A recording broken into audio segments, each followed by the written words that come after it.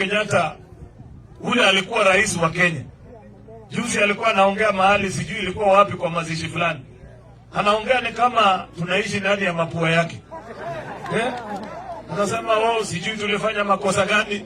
Kama kuna makosa tulifanya ni kukuchagua wewe miaka 10. Sababu umetuachia Kenya na madeni mingi sana. Wacha kujifanya malaika ati sijui nini. Unajua saa nyingine pia, and I want to tell the retired president, we have had other retired presidents in this country. The late Daniel Arap Moi was a retired president. For the 10 or so years plus that he lived after he left office, hakuna siku alifanya siasa na kumdharau mzee Kibaki. Yeye wakati alienda nyumbani, aliheshimu Kibaki na akanyamaza. Rais Kibaki wakati alistaafu 2012, alibehave kama rais mstaafu.